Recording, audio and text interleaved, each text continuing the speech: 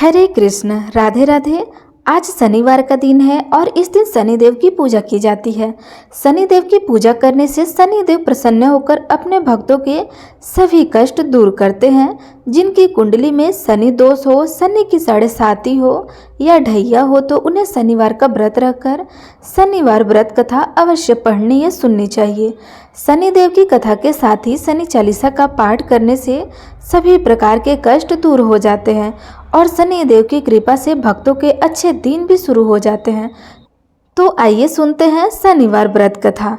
एक बार की बात है, सभी 9 ग्रह यानी कि सूर्य, चंद्रमा, मंगल, बृहस्पति, बुध, शुक्र, शनि, राहु और केतु में विवाद छिड़ गया कि इन सब में सबसे बड़ा कौन है।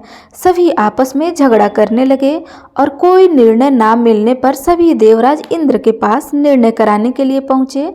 सभी 9 ग्रहों को अपने सामने देखकर इंद्रदेव घबरा गए और उन्होंने निर्णय करने से अपनी असमर्थता जता दी, परंतु कहा कि इस समय पृथ्वी पर राजा विक्रमादित्य हैं जो कि बहुत ही न्यायप्रिय है, वे ही आपके विवाद का निर्णय कर सकेंगे। तब सभी ग्रह एक साथ राजा विक्रमादित्य के पास पहुंचे और अपने विवाद के बारे में राजा को बताया, साथ ही उनसे निर्णय करने के लिए कहा। राजा विक्रमादित्य ने इस विवाद को बहुत ध्यानपूर्वक सुना। अब राजा इस समस्या से परेशान हो गए क्योंकि वे जानते थे जिस किसी ग्रह को वो छोटा बताएंगे वही क्रोध हो जाएगा। तब राजा विक्रमादित्य को एक उपाय सूझा। उन्होंने स्वर्ण, रजत, कांस्य, पीतल, सीसा, रांगा, जस्ता, अभ्रक और लोहे इनसे 9 सिंहासन बनवाए और उन्हें इसी क्रम में रख दिया। फिर उन सबसे आग्रह किया कि आप सभी कृपया करके अपने अपने सिंहासन पर विराजमान हो जाइए। जो भी अंतिम सिंहासन पर बैठेगा वही सबसे छोटा होगा। राजा विक्रमादित्य के ऐसा कहते ही लह सिंहासन सबसे बाद में होने के कारण शनिदेव सबसे बाद में बैठे तो वही सबसे छोटे कहलाए। अब शनिदेव को लगा कि राजा ने ऐसा जानबूझकर किया है। तब वह क्रोधित होकर राजा से बोले कि राजा, तू मुझे नहीं जानता। सूर्य एक राशि में 1 महीना, चंद्रमा 2.25 महीना 2 दिन, मंगल 1.5 महीना, बृहस्पति 13 महीने, बुध और शुक्र 1-1 महीने विचरण करते हैं, लेकिन मैं तो 2.5 से 7.5 साल तक रहता हूँ। बड़ों बड़ों को मैंने विनाश कर दिया है। श्री राम की 7.5 आई तो उन्हें वनवास हो गया। रावण की 7.5 आई तो उनकी लंका को वानरों की सेना ने परास्त कर दिया। अब तुम सावधान होकर रहना। ऐसा कह करके क्रोधित होकर शनिदेव वहां से चल गए। अन्य सभी ग्रह खुशी खुशी वहां से चले गए। कुछ समय बाद राजा विक्रमादित्य की 7.5 समय आ गया। तब शनिदेव घोड़े के सौदागर बनकर वहां पहुंच गए। उनके पास बहुत अच्छे अच्छे घोड़े थे। राजा ने जब यह समाचार सुना तो उसने अपने अश्वपाल को बहुत अच्छे घोड़े खरीदने की आज्ञा दे दी। उसने कई अच्छे घोड़े खरीदे और एक सबसे उत्तम घोड़े को राजा को सवारी करने के लिए दे दिया।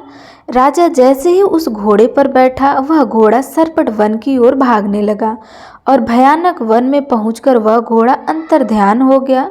अब राजा विक्रमादित्य भूख प्यास से भटकते रहे। तब एक ग्वाल ने राजा को पानी पिलाया। राजा ने प्रसन्न होकर अपनी अंगूठी दे दी। वह अंगूठी देकर अब राजा अपने नगर को चल दिए और वहाँ उन्होंने अपना परिचय उज्जैन निवासी बताया। वह एक सेठ की दुकान में उन्होंने जल इत्यादि पिया, कुछ देर आराम किया। भाग्यवश उस दिन सेठ की खूब बिक्री हो गई। सेठ बहुत प्रसन्न हो गया और बड़े प्रसन्न मन से वह राजा को भोजन कराने के लिए अपने साथ घर ले गया। राजा ने वहाँ खूंटी पर एक हार देखा जिससे खूंटी निगल रही थी। देखते ही देखते उस खूंटी ने पूरा हार निगल लिया और हार गायब हो गया। तब सेठ ने आने पर देखा कि हार तो गायब हो गया है। सेठ ने समझा कि उसी ने उस हार को चुरा लिया है। जब उसने बीका को कोतवाल के पास पहुंचा दिया।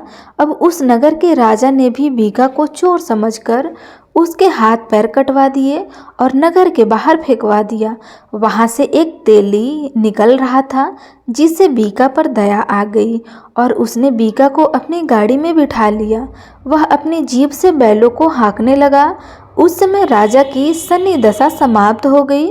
वर्षा ऋतु आने पर राजा मल्हार गाने लगा। राजा जिस नगर में थे वहाँ की राजकुमारी मनभावनी को उनका गाना इतना पसंद आया कि उसने मन ही मन प्रण लिया कि वह उस राग गाने वाले से ही विवाह करेंगी। राजकुमारी ने दासी को राग गाने वाले को ढूंढने के लिए भेजा। दासी ने बताया कि वह तो एक अपाहिज है, परंतु राजकुमारी नहीं मानी। अगले ही दिन से वह भूख प्यास त्याग कर बैठ गई।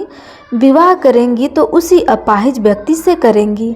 बहुत समझाने पर भी जब राजकुमारी नहीं मानी तो राजा ने उस तेली को बुलाने के लिए भेजा और विवाह की तैयारी करने को कहा। इस प्रकार उस राजा का विवाह राजकुमारी से हो गया।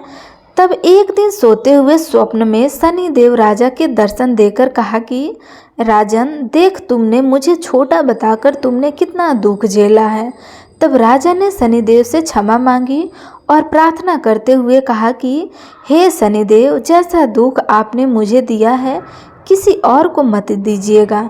शनिदेव मान गए और कहने लगे कि जो मेरी इस कथा को पढ़ेगा या सुनेगा और व्रत करेगा उसे मेरी दशा में कभी कोई दुख नहीं होगा। जो भी व्यक्ति रोज मेरा ध्यान करेगा और चिट्ठियों को आटा डालेगा उसकी सभी मनोकामनाएं पूर्ण होंगी। तब शनिदेव ने प्रसन्न होकर राजा के हाथ पैर को वापस ठीक कर दिया। सवेरा होने पर आँख खोलने पर राजकुमारी ने देखा तो वह हैरान हो गई। अपनी पहचान छुपाते हुए राजा ने राजकुमारी को बताया कि वे जैन के राजा विक्रमादित्य हैं। यह बात जानकर सभी बहुत प्रसन्न हो उठे। सेठ ने जब सुना तो वह राजा के पैर में गिरकर क्षमा मांगने लगा। राजा ने कहा कि वो तो शनिदेव का क्रोध था, इसमें किसी का कोई दोष नहीं है। सेठ ने फिर भी निवेदन किया कि मुझे शांति तभी मिलेगी जब आप मेरे घर चलकर भोजन करेंगे। सेठ ने अपने घर तरह तरह के व्यंजन से राजा का स्वागत सत्कार किया। साथ ही सबने देखा कि जो खोटी हार निकल रही थी वही उसे उगल भी दी। सेठ ने बहुत सारी मोहर देकर राजा का धन्यवाद किया। सेठ ने राजा से अपनी कन्या श्री कौरी से विवाह करने का निवेदन किया, जिस राजा ने तुरंत स्वीकार कर लिया।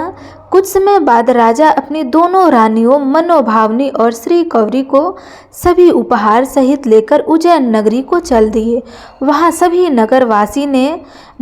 वहाँ के सभी नगरवासियों ने नगर के बाहर आकर राजा और अपनी रानियों का खूब आदर सत्कार किया। सारे नगर में दीप जलाए गए, सभी द्वारों को खूब सजाया गया और सारा नगर जगमगाने करने लगा। तब राजा ने घोषणा की कि मैंने शनिदेव को सबसे छोटा बताया था, जबकि असल में तो शनिदेव ही सर्वोपरि हैं। तब से सारे राज्य में शनिदेव की पूजा और कथा नियमित रूप से होने लगी। सारी प्रजा भी खुशी और आनंद के साथ अपना जीवन व्यतीत करने लगे। जो भी कोई शनिदेव की इस कथा को पढ़ता है या सुनता है उसके सभी दुख शनिदेव की कृपा से दूर हो जाते हैं। व्रत के दिन इस कथा को अवश्य पढ़ना चाहिए या सुनना चाहिए। यदि संभव हो तो सप्ताह के सभी दिन इस कथा का पाठ अवश्य करनी चाहिए।